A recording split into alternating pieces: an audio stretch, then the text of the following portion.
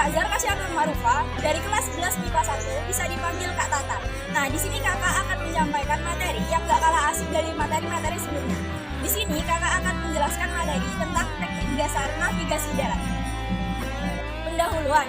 Sebagai penggiat kegiatan alam bebas, pengetahuan tentang medan merupakan sebuah modal yang harus dimiliki. Pengetahuan penguasaan medan akan mempermudah kita untuk mencapai tujuan tertentu dan target tertentu dalam kegiatan alam bebas. Selain itu, penguasaan medan ini juga dapat berguna dalam kegiatan-kegiatan kemanusiaan untuk pelaksanaan besar, evakuasi, dan lain-lain. Pengetahuan tentang medan ini antara lain meliputi survival, teknik hidup di alam bebas, dan navigasi darat. Selain mungkin ada beberapa materi pendukung seperti perencanaan, perjalanan, kesehatan perjalanan, komunikasi lapangan, dan pengetahuan lingkungan. Pengertian, navigasi darat adalah penentuan posisi dan arah perjalanan baik di medan sebenarnya maupun pada peta. Berkaitan dengan pengertian tersebut, pemahaman tentang kompas dan peta serta cara penggunaannya mutlak harus dikuasai. Media dalam navrat, yang pertama kompas, yang kedua penggaris, yang ketiga protektor, yang keempat peta, yang kelima alat tulis. Nah, pengertian kompas. Kompas merupakan alat bantu untuk menentukan arah mata angin. Seseorang yang suka berpetualang haruslah dapat menguasai kompas. Bagaimana menggunakan dan membacanya agar tidak tersesat dalam perjalanan. Bagian-bagian kompas yang penting antara lain. Yang pertama, dial, yaitu permukaan kompas di mana tertera angka dan huruf seperti pada permukaan jam.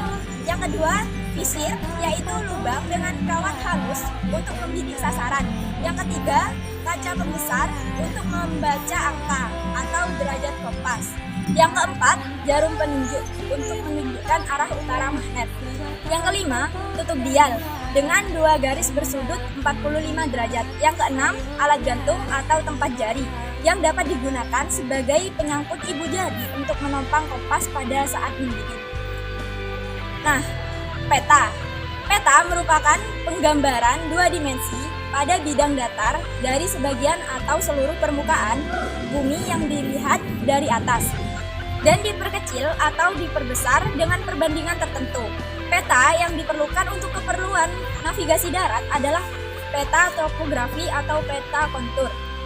Peta topografi memetakan tempat-tempat di permukaan bumi yang berketinggian sama dari permukaan laut menjadi bentuk garis-garis kontur, dengan satu garis kontur mewakili satu ketinggian. Bagian-bagian peta. Yang pertama, judul peta. Yang kedua, nomor peta. Yang ketiga, koordinat peta. Koordinat adalah kedudukan suatu titik pada peta. Koordinat ditentukan dengan sistem sumbu, yaitu garis-garis yang saling berpotongan tegak lurus, yaitu garis bujur dan lintang. Sistem koordinat mengenal penomoran dengan 4 angka atau 6 angka. Untuk daerah yang luas dipakai penomoran 4 angka, dan untuk daerah yang lebih sempit dengan penomoran 6 angka. Yang keempat, kontur merupakan garis khayal yang menghubungkan titik-titik ketinggian sama dari permukaan laut. Yang kelima, skala merupakan perbandingan antara jarak pada peta dengan jarak horizontal di lapangan. Contoh, 1:25.000 berarti 1 cm, jarak pada peta mewakili 25.000 jarak sebenarnya. Dan contoh kedua, 1:50.000 berarti 1 cm jarak pada peta mewakili 50.000 cm jarak sebenarnya. Yang keenam, tahun peta. Yang ketujuh, legenda peta, memuat keterangan-keterangan pada peta, misalnya jalan, sungai, pemukiman, dan lain-lain. Lanjut, orientasi peta. Orientasi peta adalah menyamakan kedudukan pola dengan medan sebenarnya, atau dengan kata lain menyamakan utara peta dengan utara sebenarnya. Sebelum Anda mulai orientasi peta, usahakan untuk mengenal dulu tanda-tanda medan sekitar yang menyolok dan posisinya di peta. Hal ini dapat dilakukan dengan pencocokan nama puncakan, nama sungai, desa, dan lain-lain. Jadi minimal Anda tahu secara kasar posisi Anda di mana.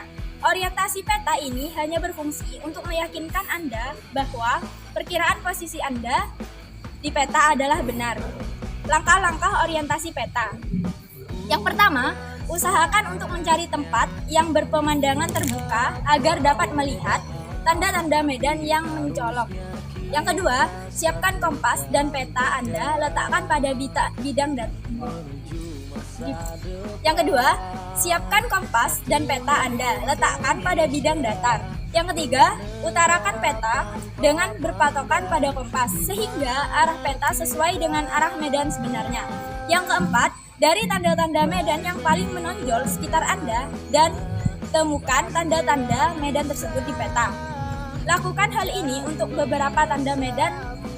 Yang kelima, ingat tanda-tanda itu, terbentuknya dan tempatnya di medan sebenarnya. Ingat hal ini khas dari tanda merah. Jika Anda sudah lakukan itu semua, maka Anda sudah mempunyai perkiraan secara kasar di mana posisi Anda di peta. Untuk memastikan posisi Anda secara akurat, dipakailah metode resection.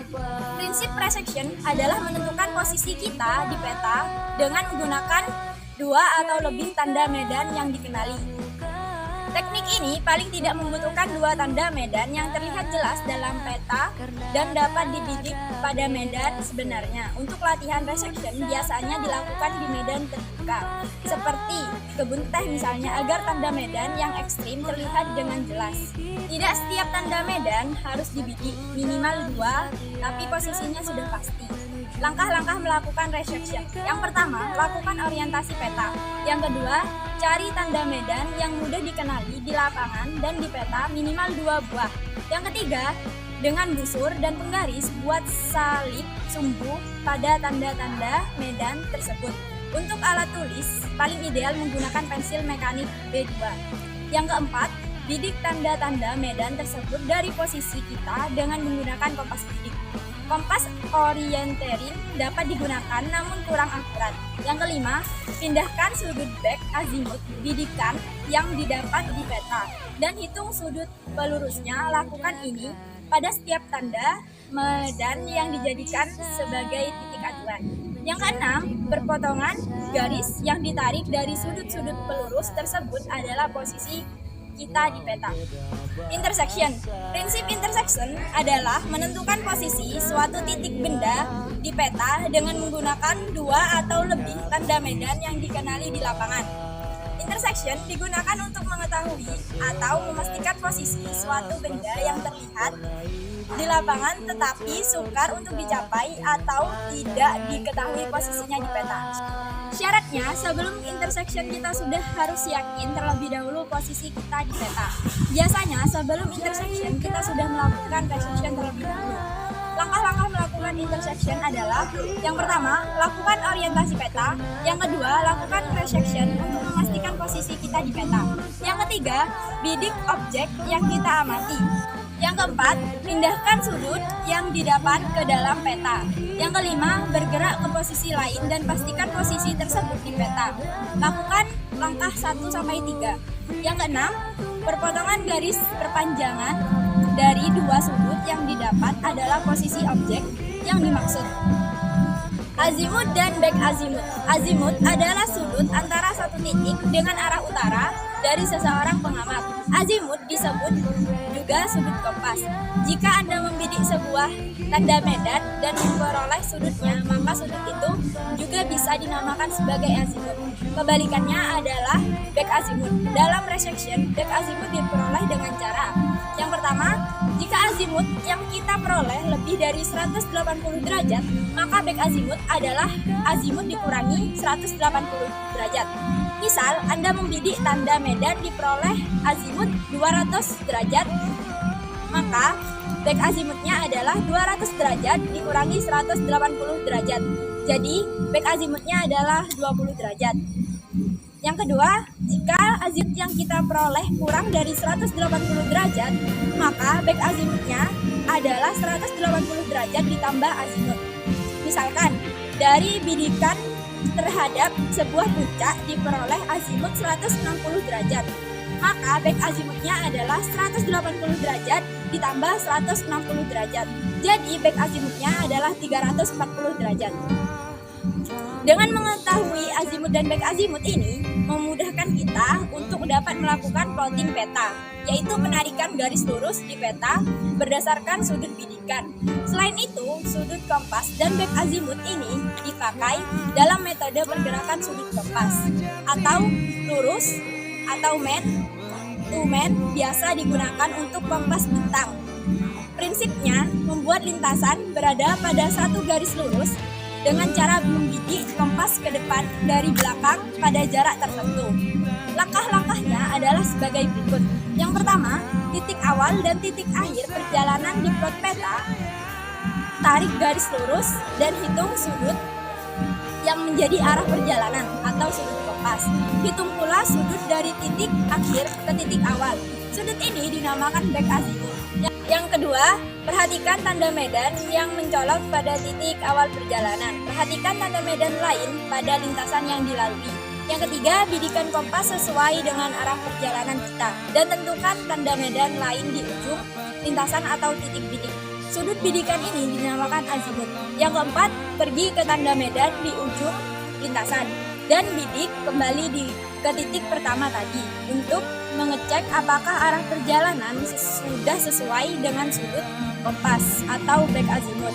Yang kelima, sering terjadi tidak ada benda atau tanda medan tertentu yang dapat dijadikan sebagai sasaran. Untuk itu, dapat dibantu oleh seorang rekan sebagai tanda. Sistem pergerakan semacam ini sering disebut sebagai sistem man-to-man. Sekian materi dari kakak, kurang lebihnya mohon maaf dan semoga bermanfaat. Wassalamualaikum warahmatullahi wabarakatuh. Salam Pramuka.